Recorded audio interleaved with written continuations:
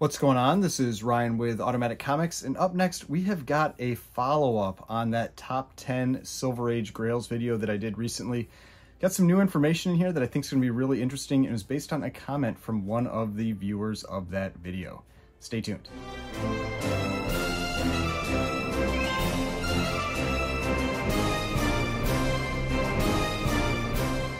All right, so before we get started, please remember to hit that like button and hit the subscribe button if you'd like to see more content like this.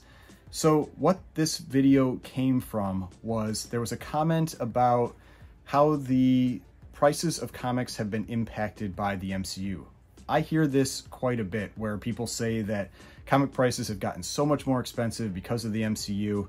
And so I wanted to see if that was true. And so what I did as part of this video is I looked at the prices of these 10 Silver Age Grails prior to the MCU. I used 2003 to 2008 because 2008 is when Iron Man came out and 2003 is as early as I can get data for. So with this, I compared the return on these books from 2003 to 2008 to the returns that I found in the prior video from 2015 to 2020 to see how they've differed when we're before the MCU and, right in the middle of the MCU and prior to the comic boom. At the end of the video, I also do a comparison of all these books and which ones to me seem the most appealing based on the prior video's information as well as what I found here.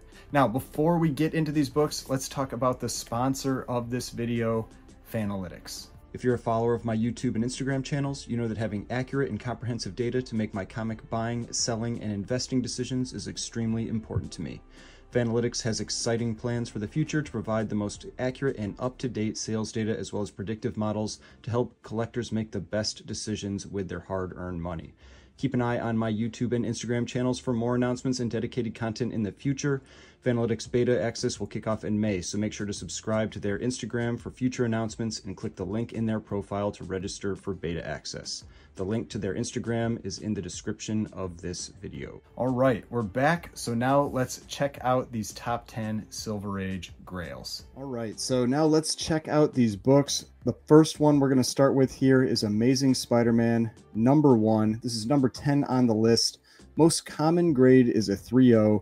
You'll see here that I have a little bit different data than what I presented in the prior set of videos. So we're talking about slightly different pieces of information with this one. So I've got the 2003 value and the current price. Thought this would just be fun to show how much the prices of these books have changed, because I am constantly seeing comments where people talk about what they paid for a book 20 years ago, 30 years ago, 40 years ago. And this really shows you how the prices of these books change over time. This is the power of compound annual growth. That is what we're seeing with these books.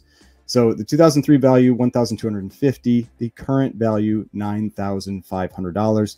If you look at the compound annual growth for those books for the last 20 years, that is an annual return of 11%. Now, if we look at the pre-MCU annual return, that is 2003 to 2008. I took 2008 because that's when Iron Man came out. That's the time period I'm using. I can only go back to 2003 because that is as far back as I can go with the data that we have. Can't go any earlier, so don't ask me to go any earlier. Don't ask about what happened in the 90s or the 80s. We don't have accurate data for those time periods. I don't trust Overstreet for that type of information. So this is what we have. So from 2003 to 2008, this book returned an average of 10%. It went from $1,250 to $2,000.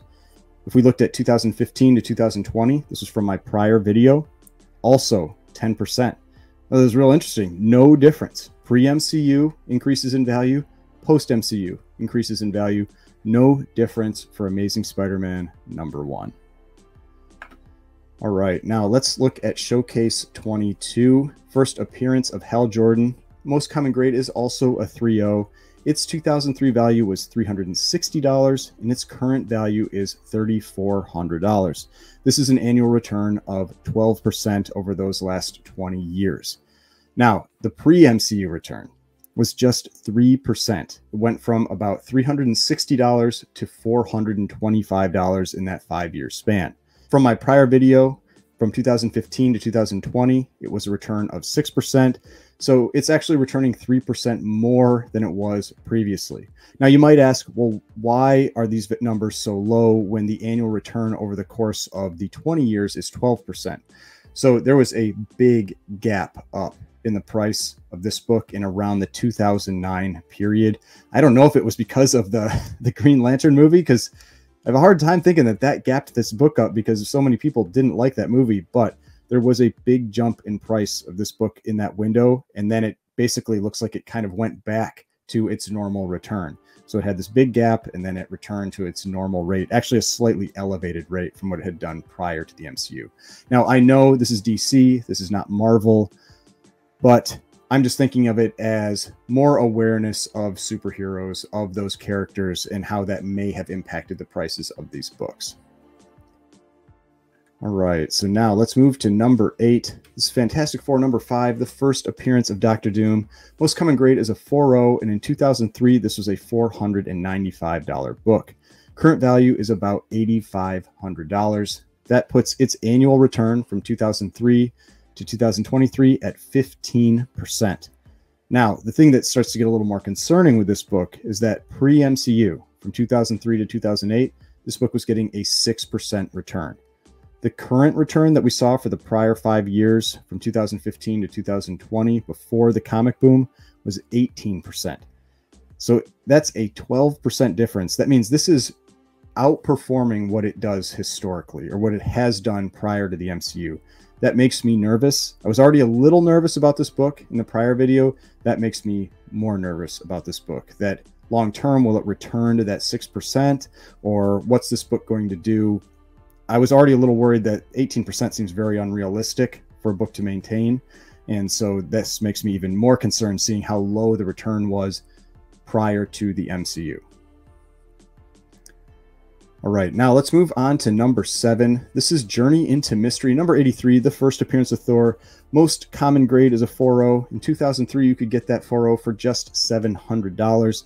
Today, it would cost you $8,500. That is an annual return of 13% for the last 20 years.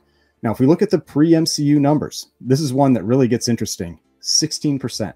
From 2003 to 2008, it went from about a $700 book to about a $1,450 book, 16% average annual return. From 2015 to 2020, during the MCU, just 11% based on that prior video that I did. So it's actually performing 5% lower than it did prior to the MCU. This makes this book even more appealing to me. This was a book that I recommended in the prior video that looked like it was priced pretty well. And with this, it makes it seem like maybe it's even underperforming what it's done historically, or at least it's pretty safe that it could continue to get that return of 11%. So Journey to Mystery number 83 definitely seems appealing based on its historical return prior to the MCU and now. All right, now let's look at Tales of Suspense number 39. First appearance of Iron Man. This one also has the most common grade as a 4.0. In 2003, you could get that 4.0 for $550. Today, it's going to cost you $9,500. That is an average return over the last 20 years of 15%. Pretty incredible. Now, if we look at the pre-MCU numbers, you can see I have two numbers here. The reason for this is that because this was the character for the first movie, I thought maybe it was already getting impacted by 2008. So I did a 2003 to 2006 and a 2003 to 2008 window of time. For 2006, it was a 16% return, went from $550 to $850. For 2008, it was a 21% return from $550 to $1,400. So you could say the movie probably was having an impact at that point. Its current return from the prior video from 2015 to 2020 was 13%. So similar to Journey into Mystery 83, this one is currently underperforming how it had performed prior to the MCU, about 3 to 8% lower depending on what number you use. So this was another one of the books that I really recommended based on where the pricing seems to be in the last video. And just like Journey into Mystery 83, this makes this book seem very appealing as well. All right, now number 5, let's move on to Incredible Hulk number 1. Most common grade is a 3.0. In 2003, you could get that 3.0 for $975. The current value is $17,000. That puts it at an annual return of 15%. Now, if we look at the pre-MCU numbers, this book started at $975 in 2003, went to $1,800 by 2008. This is a 13% return. Then if we look at the return from 2015 to 2020, just 7%. Now, initially in the prior video, this made me concerned about this book, that it was just doing a 7% return, especially because this one seems much higher than what its historical average had been. But seeing this, that it's been underperforming for the last 5 years or so, maybe it's not as risky as it seems. So this just makes me think that possibly this book returns back to that 13% return. But at a minimum, it makes me feel pretty safe about what that return is on this book. And it does make me feel less concerned about this book than I was in the prior video. All right, now number 4, we've got X-Men number 1. Most common grade was a 3.0. You could get for $600 in 2003. Currently, it will cost you $8,000. That is an annual return of 14%. Now, pre-MCU, this book was getting about 9% from 2003 to 2008. From 2015 to 2020, this book was returning 11%. So it has been overperforming what it was doing prior to the MCU. Makes it a little bit concerning. You know, it's 2% higher, so something to be a little more cautious about with this book. I do really like X-Men number 1. I like the possibilities with the MCU, but it does feel like it is overpriced at this point, and it seems like it's overperforming from what it's done historically. So that all just makes me a little nervous about X-Men number 1. All right, now Fantastic Four number 1. We're getting into some of the really big ones now. So first appearance of Fantastic Four, the book that saved Marvel, reintroduced superheroes for them, and spawned all the characters that are out there today. Now we have the 3.0 in 2003, pretty expensive book, $1,250. Current value, $14,000. That is an annual return of 13%. Now, if we look at the return pre-MCU, went from $1,250 to $2,050. That was 10% from 2003 to 2008. From 2015 to 2020, also 10%. So another book, just like Amazing Spider-Man number 1, no difference in performance prior to the MCU and during the middle of the MCU. Now, we could see an acceleration possibly in this book with these characters being introduced, but this is another one that just tells you these books have returned these types of numbers for decades. This isn't something new. This isn't something that just happened because of the MCU. They have been returning similar numbers for many, many years, even before the MCU started. All right, now showcase number 4, the other DC book that is on this list. Most common grade is a 4.5. In 2004, you could get a 4.5 for $2,800. Today, it would cost you $21,000. That is an 11% return from the last 20 years. Now, pre-MCU, it's a little tricky with this book. It doesn't sell very often, so there's not a lot of data. Based on the sale that was that year, it would be 10%, but I felt like that sale was maybe kind of a fluke based on other years that I saw. So I'm saying 6% to 10% average return from that 2004 to 2008 period. There was no 2003 sale, so I couldn't use a 2003 number. Now, the current annual return appears to be about 6% based on my prior video. So this one is currently performing the same as prior to the MCU or even a little bit lower. So 0 to 4% below. So again, another reason that makes this one seem appealing. But these returns that it's been getting for the last 20 years seem like they are fairly consistent and not something to really be concerned about long-term with this book, considering this book was relatively close to the value that it seemed like it should be based on my prior video, that the comic boom had largely been corrected for this book. All right, now for number 1, and then after this, we'll look at all of these next to each other so we can do a comparison. We've got Amazing Fantasy, number 15, first appearance of Spider-Man. Biggest book of the Silver Age. Most common grade was a 3.0. In 2003, that book would cost you $1,700. Current price, $26,000. That is an average annual return of 15% over the last 20 years. Now, another interesting one. If you look at pre-MCU, 18% from 2003 to 2008. From 2015 to 2020, 12%.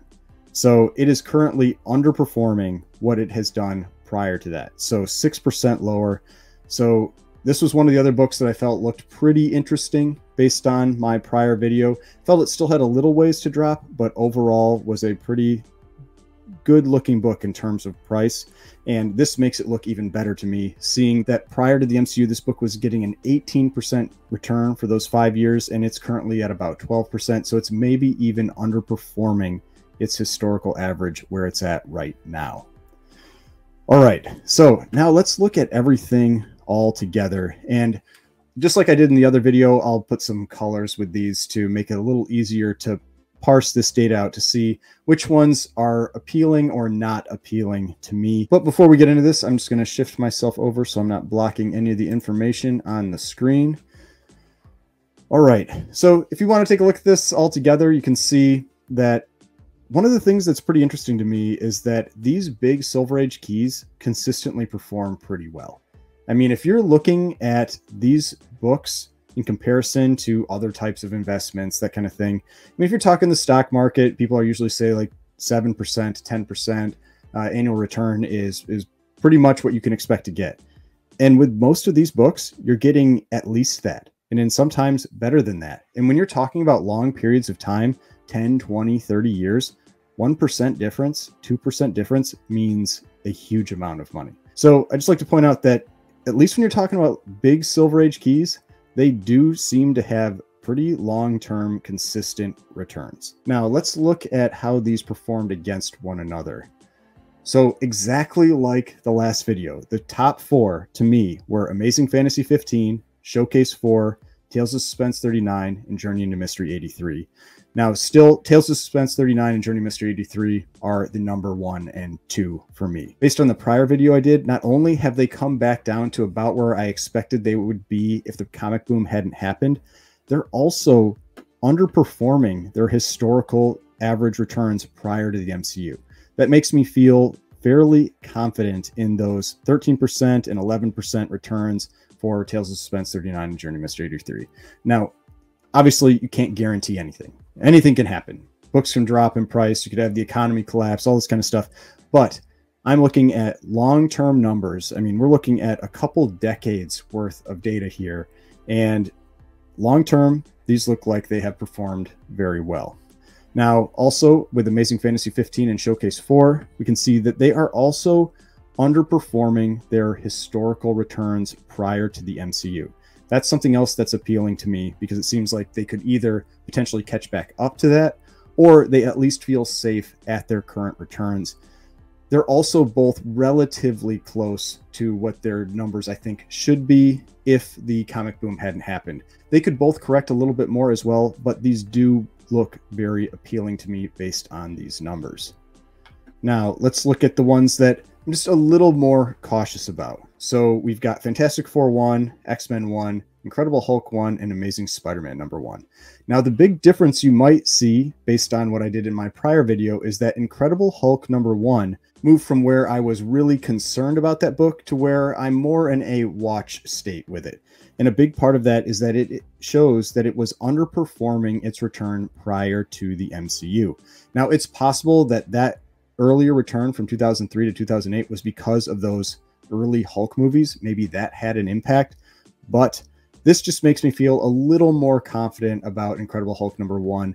I still wouldn't be buying it right now. I think it's still overvalued at these prices. All of these that I have identified here, I think have room to drop, but they're ones that I would be watching, especially over the next year or two, to see if they do get back down to that trend line again.